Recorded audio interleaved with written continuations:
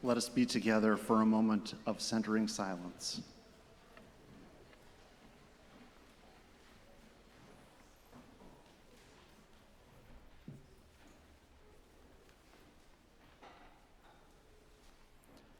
Now let's join together for our in-gathering hymn, number 123. The words are also in your order of service.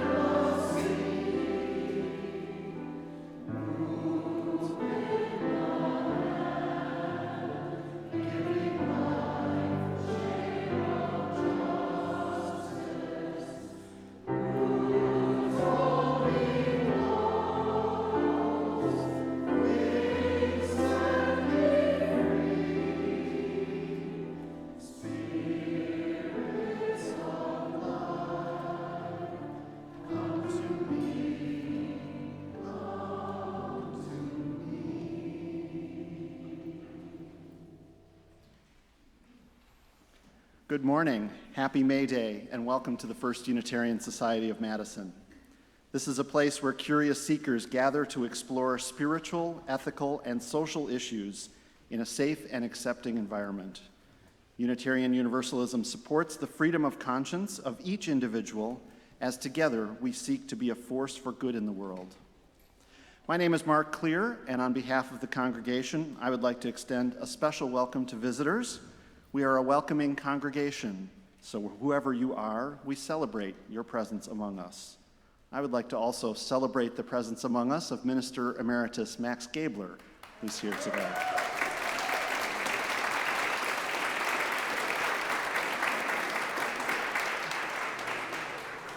Newcomers, of which Max certainly is not, are encouraged to stay for our fellowship hour after the service and to visit the library, which is directly across from us through the center doors of the auditorium.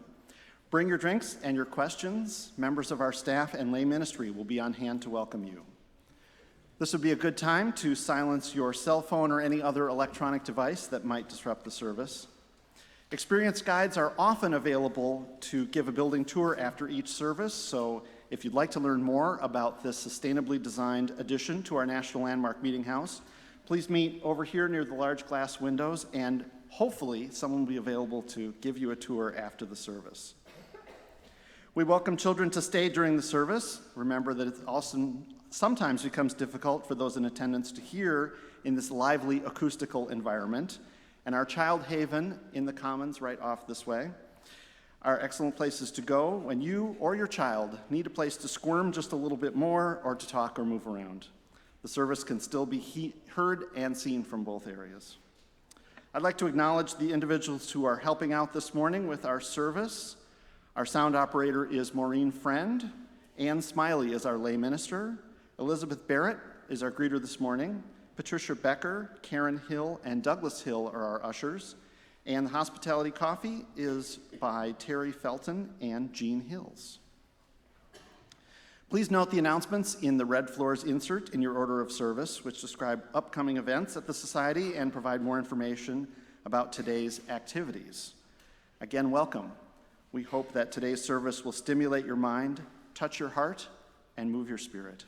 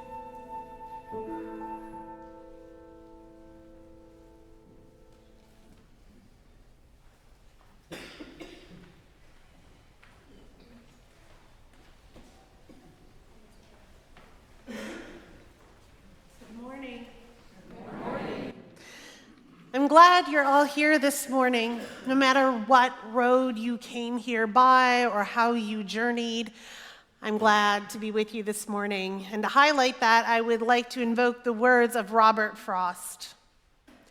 Two roads diverged in a yellow wood, and I, sorry I could not travel both and be one traveler, long stood and looked down one as far as I could to where it bent in the undergrowth.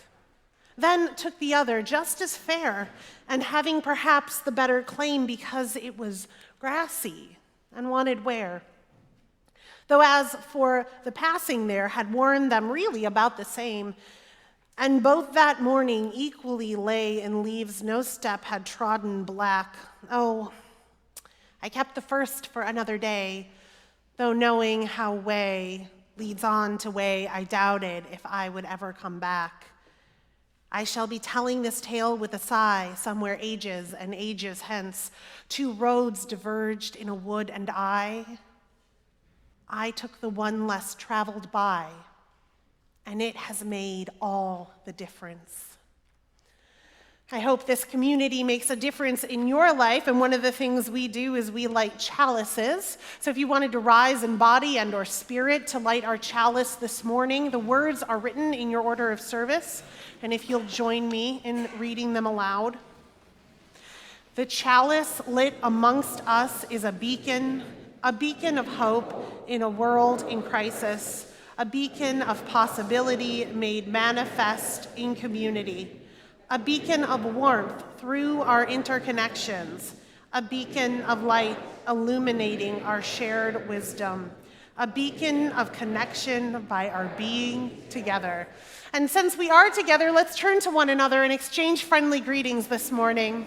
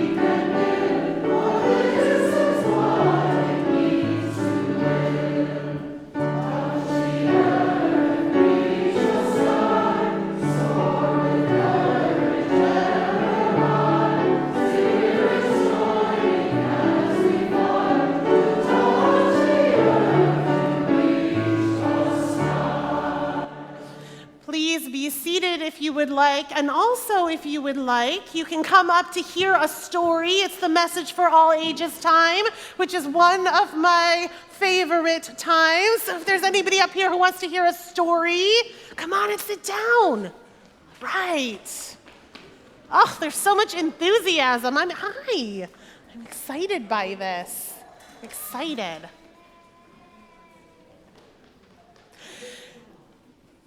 So our story this morning comes from the city of Tehran, which is far away in the Middle East, and it's about a girl named Shiraz. And Shiraz, when she was very little, she didn't have a mother, and her father married someone who became her stepmother, and they had another little girl that they named Munir, and she became her stepsister. And for a long time, they all grew up and played together and got along very well, Shiraz and her stepsister and stepmother and father. But one day, sadly, Shiraz's father died. And Shiraz's stepmother said, since we don't have his job anymore, we can't pay for things like a maid. So I think that you should do all the chores, Shiraz. Does that sound fair? No, it doesn't sound fair. But Shiraz wanted to chip in. She wanted to do her part. So her days looked like this. She would get up in the morning and she would prepare breakfast for her mother and stepsister. And then she would help her stepsister get ready for the day, help her do her hair. And then she would make a big lunch and clean it up. And then she would go out into the garden and do the gardening that was needed to be done for the day. And then she would make a dinner and clean it up. So the only time that Shiraz had to herself was late at night when she would knit. And she loved to knit, and she had some yarn that her father had given her. And she would climb up to the balcony, the rooftop balcony of her house. In that part of the world, a lot of the roofs are balconies. It's pretty cool. And she would knit. And one night when she was knitting, she dropped the yarn off of the rooftop balcony and landed in her neighbor's garden. And she didn't know her neighbor very well and thought, I don't know if I should go try to get my yarn. But it was her father's yarn, and she really loved sitting at night and knitting. So she tried to be brave, and she went and knocked at her neighbor's door. And the neighbor answered, and she was this old woman who was bent over, and she had these long nails and this long matted hair. And Shiraz was a little bit scared at first, but then she thought, well, maybe she's just forgotten how to take care of herself. I am not going to judge. She said rather meekly, ma'am, I dropped my yarn in your garden. Could I please go get it? And the old woman said, all right, if you do some chores first. And Shiraz thought, well, I know how to do chores. And she really wanted her yarn, so she went in, and the old woman brought her into her kitchen. And her kitchen was dirty, dirtier than your parents would ever let it get. There were dishes piled up to the ceiling and mold and flies. And Shiraz was handed a hammer by the old lady. And the old lady said, I don't want to deal with any of this anymore. Just smash it up. Just go ahead and smash it all up. Shiraz looked at the hammer and looked at all the dishes, and she said, well, these are very nice dishes. I bet if we just washed them off, they'd be fine. So instead of smashing them, she put the hammer down and she cleaned up the dishes and she put them away. She found some vegetables in the cupboards, started a nice stew. Everything smelled good and felt homey. And she called the old woman in and said, okay, I'm done. And the old woman looked around, didn't say anything, except, okay, chore number 2. So she brings Shiraz out into the garden, and there's this what could be a beautiful garden, but it's totally overgrown with weeds. But peeking through the weeds are these really beautiful blooms of flowers. And the old woman says, I don't want to deal with trying to look at the flowers through the weeds. Just pull them all out. Pull the whole garden out, all the flowers. I'm over it. And Shiraz looked, and she said, oh my goodness, but these are such beautiful flowers. These are such beautiful flowers. I don't think I should pull them out. So instead, she cleared away the weeds, and she watered the garden, and everything was lush and beautiful. And the old woman came down and saw it, didn't say anything, except, okay, chore number 3. So she takes her up to her bedroom, and she sits down, the old woman sits down in a chair and says, I'm sick of all this old matted hair. Cut it off. And hands Shiraz some scissors. And Shiraz looks at the scissors and she listens to her heart and she says, I want to make a more beautiful choice. I bet her hair could be long and gleaming and beautiful. And not that all hair has to be long and gleaming and beautiful, but this woman clearly had grown out her hair. Maybe she wanted it. Maybe she should cut her hair because she wanted to and not because it was matted. Let's give her the choice. So she washed her hair and she combed it and she braided it all up and put it in a big bun. The old woman looked in the mirror and said, all right, You've done your chores, you can get your yarn. But you're kind of sweaty. You've been doing a bunch of chores all day. So there's a pool out in the yard. I want you to go dip in the pool. Feel free to clean yourself off. So Shiraz gets her yarn and dips in the pool. And as she's soaking in it, she thinks about the choices that she made. And she becomes very proud of herself. In her daily life, she doesn't get many choices. But this day, instead of taking the information she was given, she made a choice that was in her heart, and she started to feel really good about herself. And sometimes she's kind of stooped over from shyness or doing chores all day, and she kind of started to stand up straight. And she felt this inner glow in her. She just felt really good about herself and the choices that she'd made. So she went home and she rang the doorbell, and her stepmom and stepsister saw her, and they were like, "Oh my goodness, you look so confident. What happened? You've got this glow that's just emanating from inside of you." And Munir saw the glow, and she said, "Oh, I want that. I want that too. I'm gonna go." So she ran over to the old woman's house and she knocked on the door and she said, "I left something in your garden. Let me see the pool." And the old woman said, "First you must do chores." And Munir said, "Fine." And she just wanted to get it over with. So she smashed up the kitchen, which had miraculously somehow become dirty again. And she pulled out all of the flowers behind the weeds that had miraculously somehow grown back. And she just cut off all the old woman's hair and handed it to her. And the woman looked at the mat of her hair in her hands and said, "Okay, go to the garden, sit in the pool." So Munir sat down in the pool, and she thought, "I'm going to have so much more glow than Shiraz. I'm just going to sit here forever and ever and ever." And her hair got wet, and she started to shiver, and then her fingers got pruny. You know how if you sit in the bathtub too long? And then she went back home shivering and knocked on the door, and her mother said, "We don't take beggars." "Munir?" And she said, "Am I glowing?" And her mother said, "No, you're not glowing." So they sat down with Shiraz and they said, "What did you do differently?" And it turns out that it wasn't the pool at all, that the pool was just a pool. But it was the time that Shiraz had to sit by herself and think about her life and her choices that made her feel confident, because she made choices that she knew in her heart were right. And that gave her a glow and a confidence. And from then on in, she was able to ask her mother and her stepsister to be nicer to her. I hope that you all have places in your life where you can sit and think, and I hope you all make choices that make your heart glow. We are going to sing you out to your classes, so if the adults want to stand up to sing a hymn, have a good day.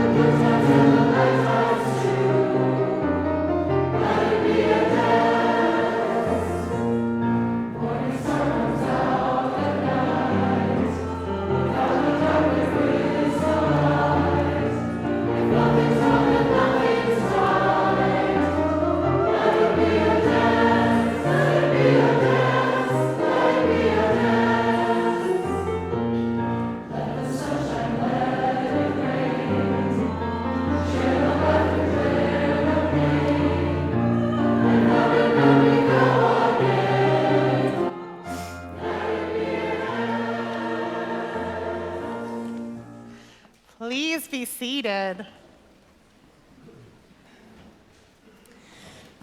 Our scripture this morning comes from the modern-day prophet, Ms. J.K. Rowling. Harry heard a scuffle and a shout, and then another bang, and a flash of light, and a grunt of pain, and he opened his eyes an infinitesimal amount. Someone had broken free of the crowd and had charged at Voldemort. Harry saw the figure hit the ground disarmed. Voldemort threw the challenger's wand aside and laughed.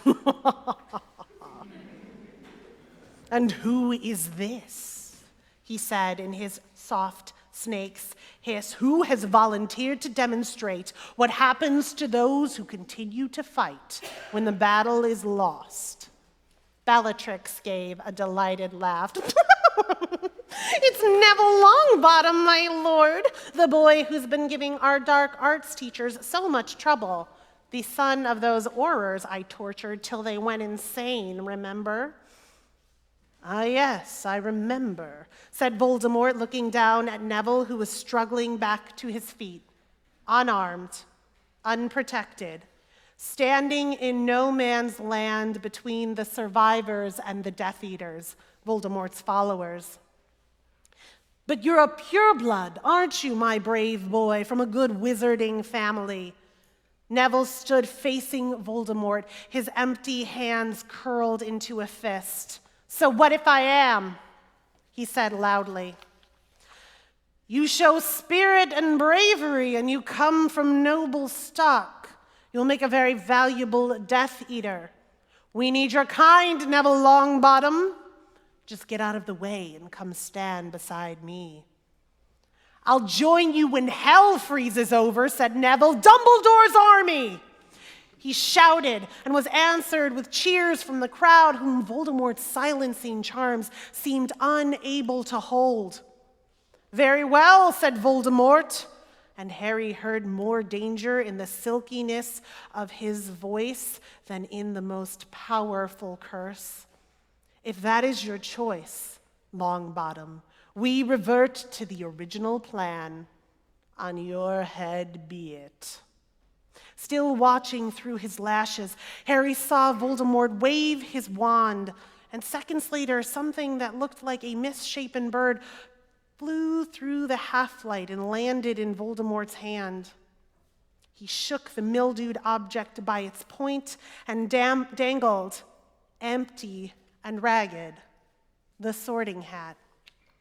"There will be no more sorting at Hogwarts School," said Voldemort. "There will be no more houses. The emblem, colors, and shield of my noble ancestor Salazar Slytherin will suffice for everyone, won't they, Neville Longbottom?"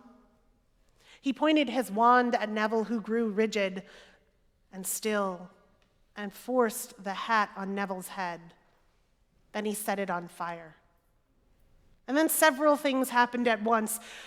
They heard an uproar from the distant boundary of the school as what sounded like hundreds of people came swarming in from the out-of-sight walls.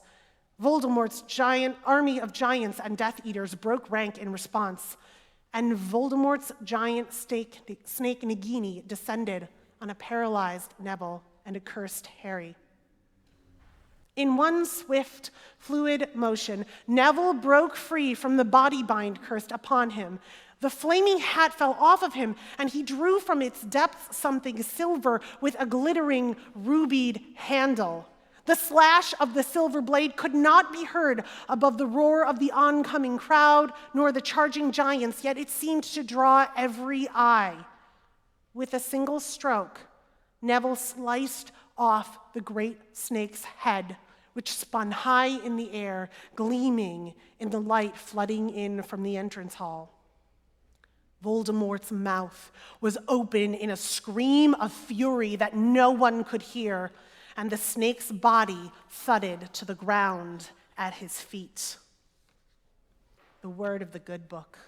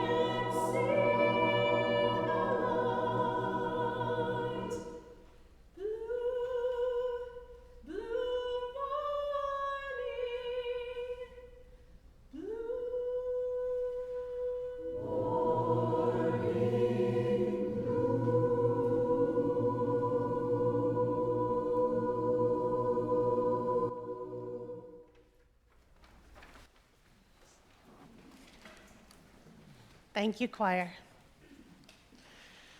The plot of Harry Potter follows two generations of witches and wizards as they try to defeat an evil dark lord who has come up and tries to take over all of the wizarding world.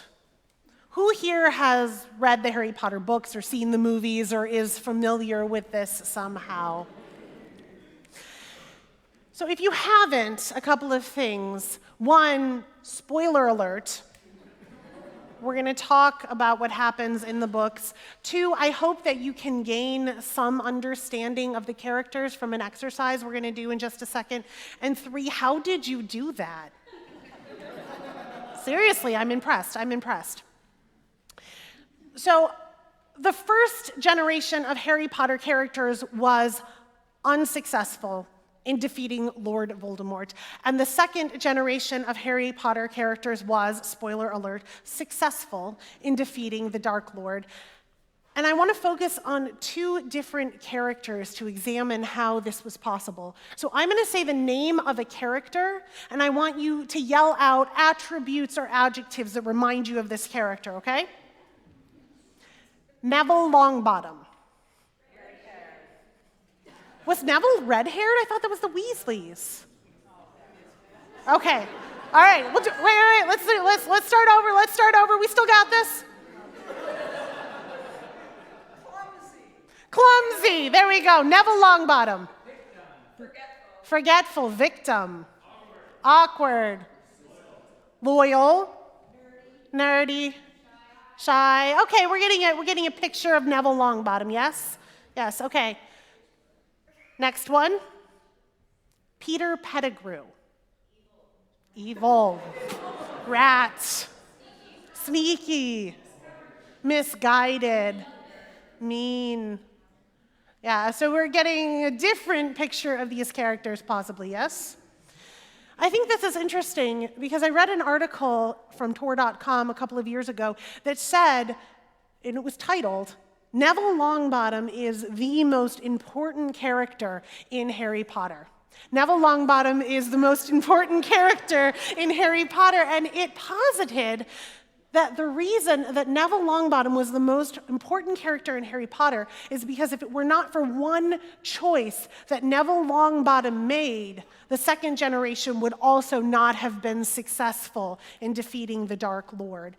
And the article also posited that the generations of Harry Potter repeated themselves. So for every character in the first generation, there was a mirror character in the second generation. In the first generation, we have our brave and headstrong protagonist, James Potter.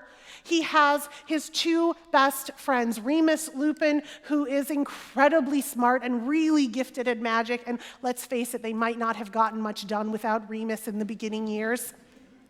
And then there was Sirius Black, who was loyal to a fault, but willing to call James out on his shenanigans when he needed to be called out.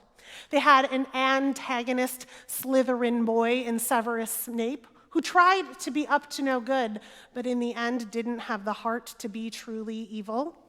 It was fiction, so there was a love story. There was the firecracker love interest in Lily Potter, who was a liability to James, but willing to risk everything for love.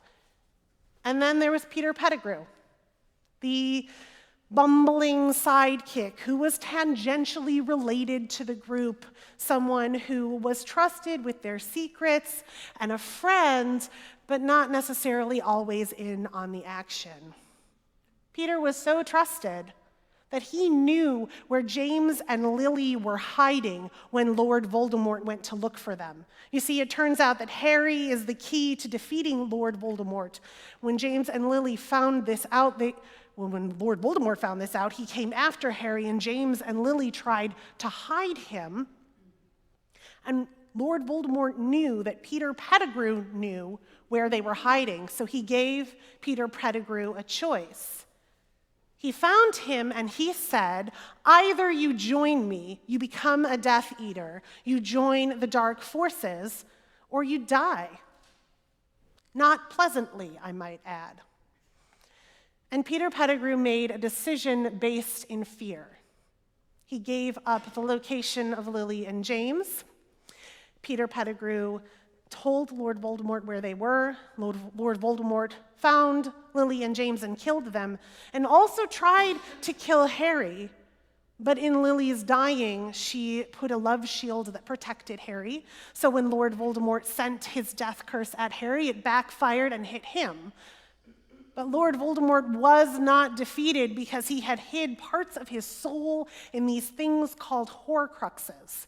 He hid parts of his soul, and until all of those were destroyed, you couldn't destroy the Dark Lord, but he was weakened for many, many years. The story of Harry Potter traces the journey of the second generation as they try to learn about, find, and destroy those Horcruxes. And it's interesting because each character from the first generation has a placeholder in the second generation in the characters we're actually most closely following. We have our brave and headstrong protagonist in Harry Potter. We have his good friend who is wicked smart and really good at magic, and they probably wouldn't have gotten much done without Hermione in the beginning books. We have his friend who is loyal to a fault, but also willing to call Harry out on his shenanigans in Ron. They have an antagonist, Slytherin boy, who ends up not quite being able to be evil enough in Draco Malfoy. And they have the firecracker love interest. She is redheaded Nancy. They have the firecracker love interest that is a liability to Harry, but willing to give everything up for love. And then who does that leave us? Neville. It leaves us Neville Longbottom as the mirror to Peter Pettigrew, but we just gave adjectives that made them seem like very, very different characters. And I think that's because history has recorded that when Lord Voldemort said to Neville, when he was literally shielding Harry with his body, "Join me," you just heard what Neville said. "When hell freezes over, Dumbledore's army." Neville made a different choice. He made a choice based in love. He made a choice based in hope. And because Neville didn't get out of the way and let Voldemort kill Harry, a whole bunch of things happened, and Neville ended up cutting off the head of the snake, which was the last Horcrux. Harry was then able to defeat Lord Voldemort, as it was prophesied. And I wonder how Neville made that choice, how he was able to make that choice in those incredibly terrifying circumstances. I wonder how one chooses to find hope through grief, how one chooses to find action through anger, because I want to harness that ability. I want to harness that ability, and I want to teach it, because man, if that choice could save Neville's world, maybe it could save ours too. Worldview magazine from Stanford University in 2008 published this article that talked about what happens in your brain when you're making choices. And what I could not believe about this article is that there are two different parts of your brain that analyze fear and that analyze joy. So there's something, oh goodness, I'm going to forget the name of it now. I just preached about it earlier. Help me out, guys. The amygdala. Yeah, thank you. There's something in your brain called the amygdala that analyzes possible threat and fear, and it's the place where fear lives in your brain. And there's something called the nucleus accumbens, which analyzes possible reward and pleasurable things in your brain. And get this, they don't talk to each other. They don't talk to each other at all. So there's one side of your brain going, oh my God, everything's gonna be terrible, I'm so scared. And there's another side of your brain going, everything's great, you guys, everything's great. And then there's like the parent part of your brain, which is your prefrontal cortex, which needs to make decisions, taking the information of both of these parts of your brain. So say someone hated marshmallows. They just hated marshmallows. They didn't like the texture. We all have that food that when we think about it, we're like, Say you hated marshmallows. The amygdala would be like, no, no marshmallows, we don't like that. But say someone offered you a very large sum of money to eat a marshmallow. The nucleus accumbens in your brain would say, oh yeah, that sounds really good. And so you'd be getting these two different pieces of information, gross texture, ooh, and vacation, and doing good things in the world, and early retirement, yes. And the prefrontal cortex would make a decision based on that information. In this case, it would probably say, it's a marshmallow, we're gonna get over ourselves, amygdala. But if the threat were larger, or the reward were less, it might make a different decision. Now here is the amazing, theologically relevant, super cool, oh my God, all the sparkly part about this. Our brains have developed, both of those parts of our brains have developed over time. In the beginning, in our Neanderthal days, the amygdala could only sense fear that was actually physically dangerous to your body. Large mammals, incoming flood, things on fire. These were things, the kinds of fear that it could sense. But it has, over time, developed to be able to perceive different kind of fears. Social stigma, letting someone else down, hurting another human being. Our brain has literally evolved into empathy. And the same thing happened with the other side of our brain. The same thing happened with the reward center of our brain.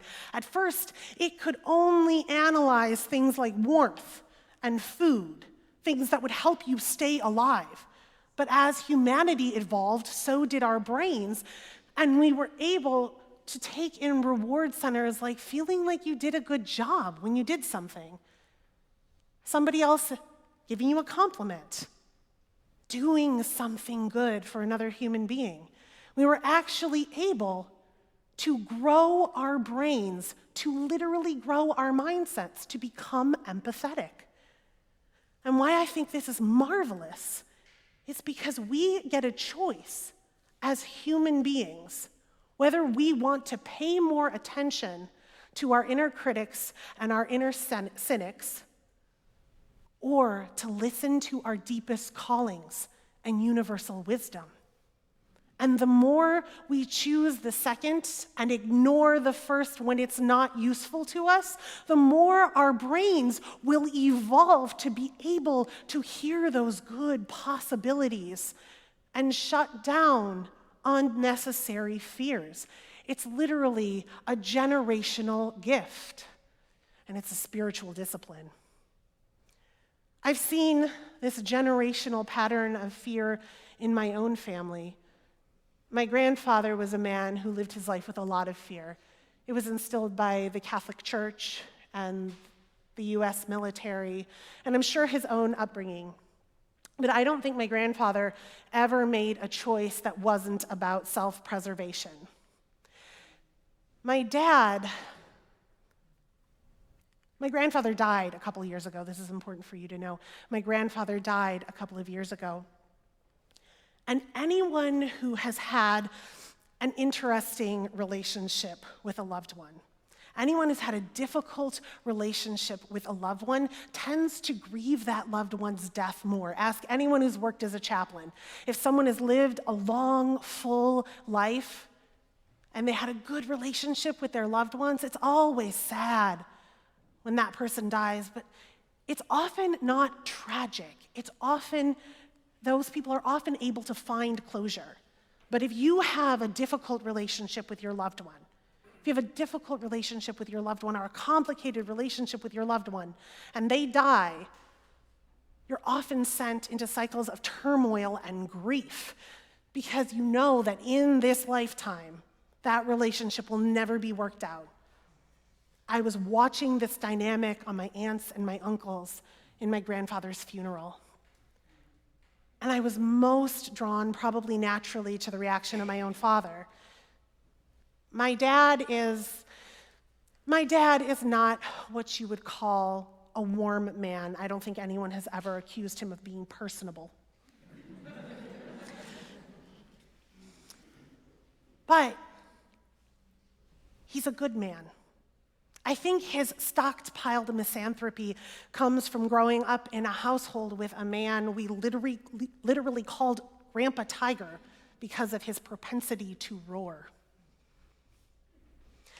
My dad's probably the most dependable person I know, and he's also the most intelligent man that I know. And not just in that kind of way where every little girl thinks that her daddy is super smart.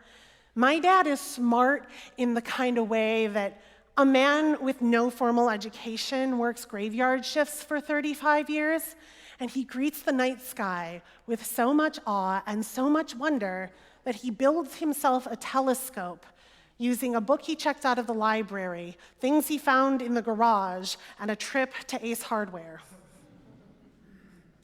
My dad could have done anything he wanted with his life.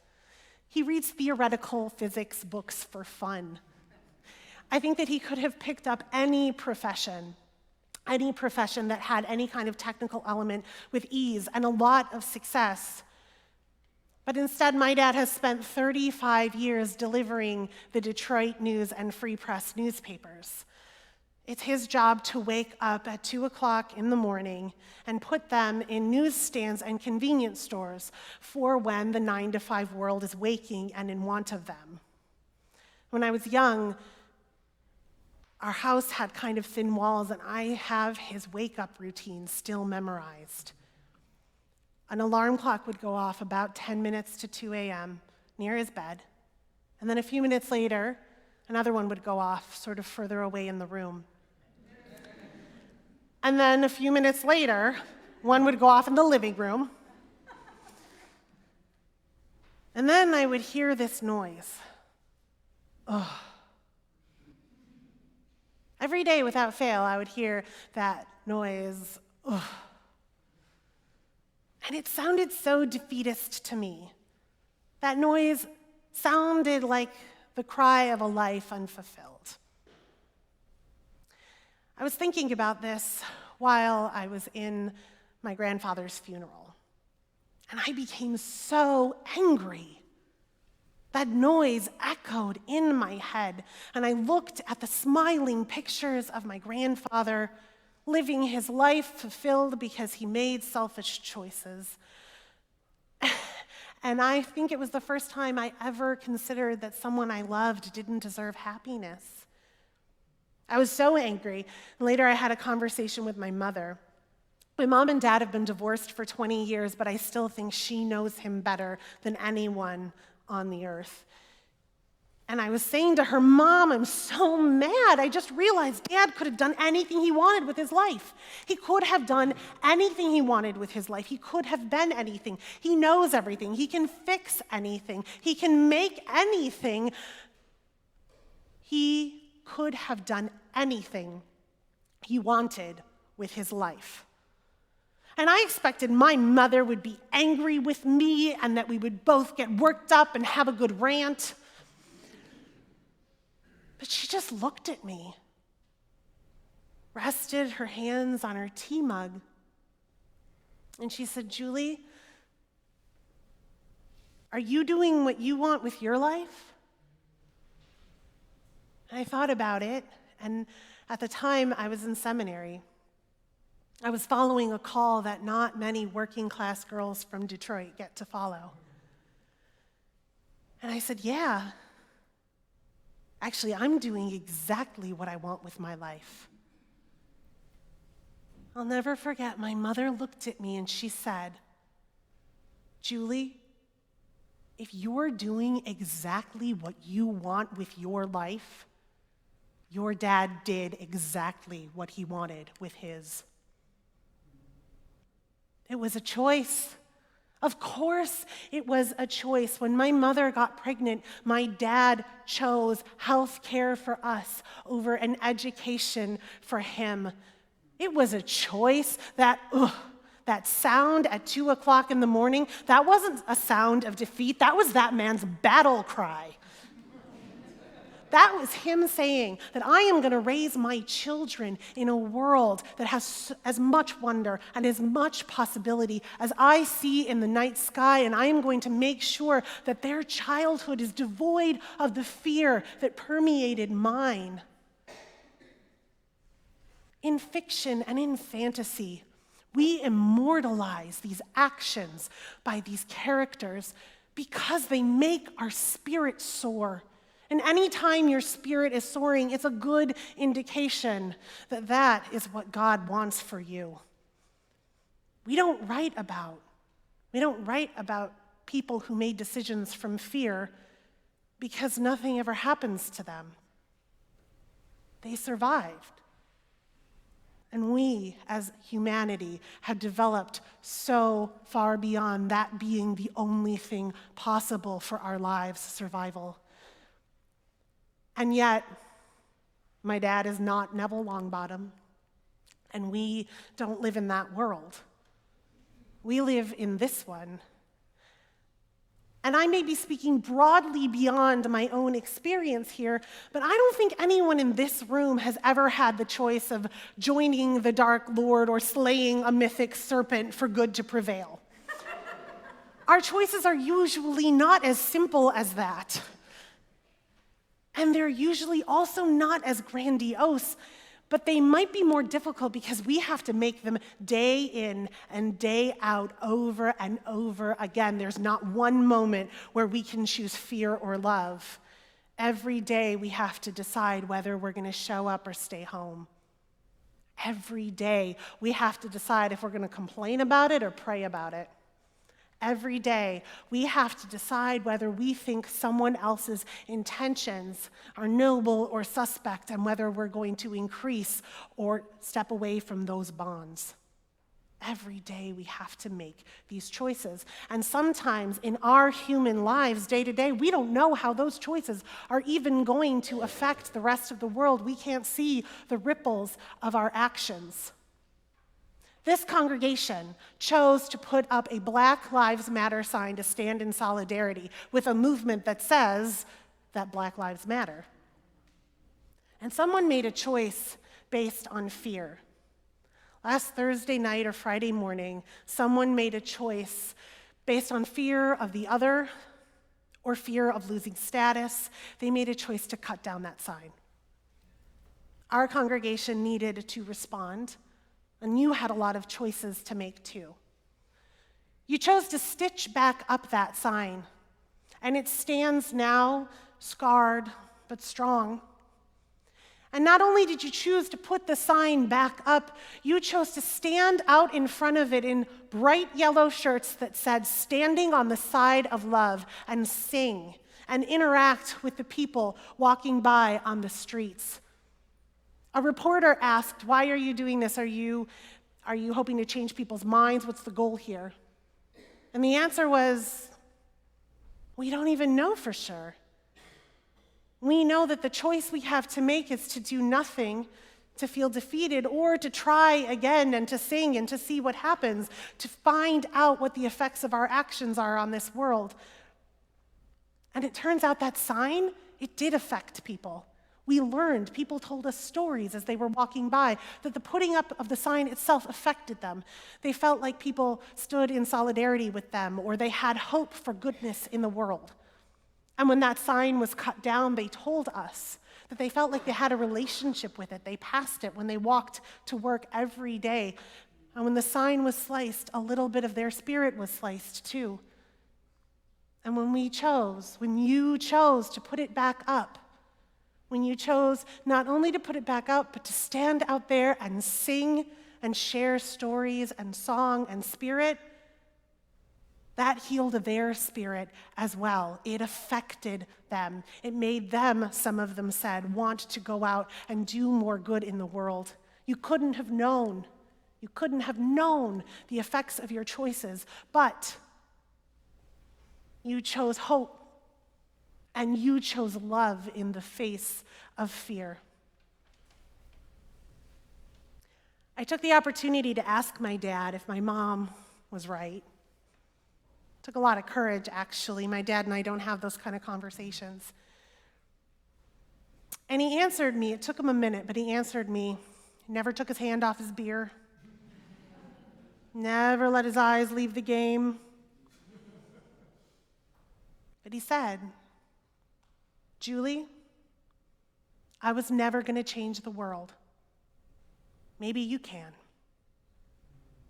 I so wholeheartedly disagree with him.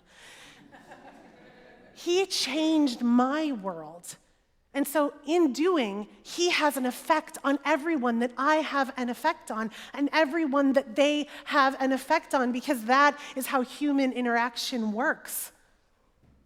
None of us are ever going to change the world so completely or concisely as it happens in fiction. But all of us, every single one of us, are going to change the world simply because we interact with it. And the beautiful thing about this is that you get a choice in the kind of change that you make. Good luck, my friends. May God be with you on the journey.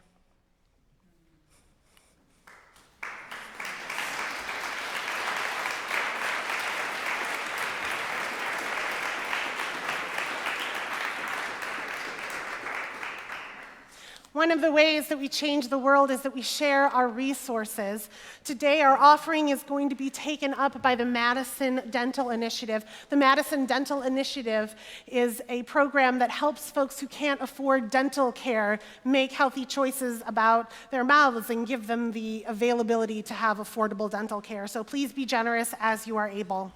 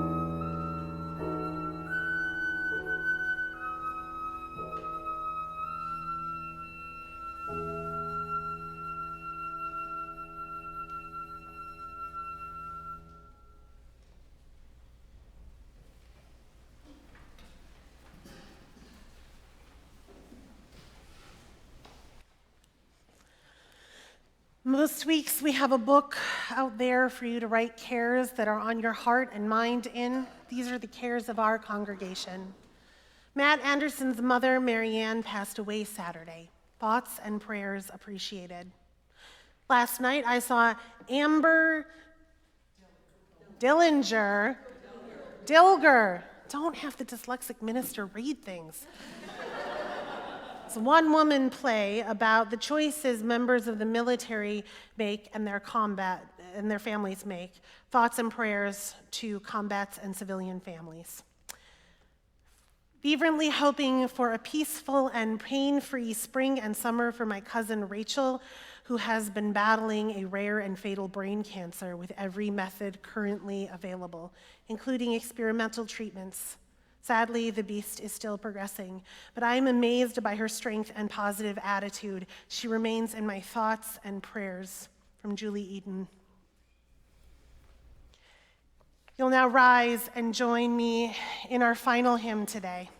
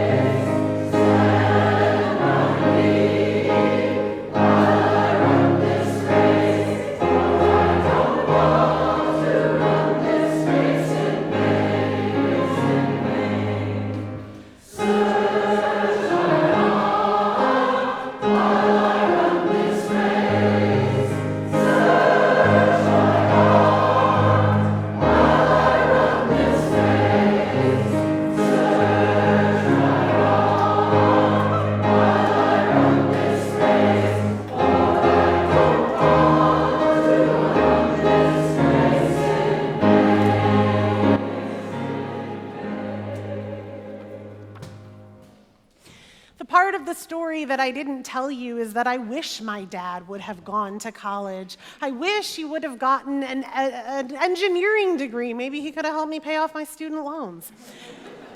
There are no perfect choices. We have to decide each day, every day, how to find grace in the trauma of living. And here's the thing, the only tips I can give you are to get right with your God, whatever that means to you, whatever gives you life. Find what gives you joy, because if you're doing what gives you joy, you're probably on the prophetic path. And find your people. You're here today. It's a good first step. I want to share one more thing out of our Cares of the Congregation book, because it was incredibly brave that someone wrote this, and we have a choice to make. I'm in desperate need of money for groceries, and I tried last night to buy food, but had the cashier at the store take my credit card back because they said it was maxed out. I still need food. I don't know if Rich, I'm so sorry, I can't read your last name. Betsy is still here.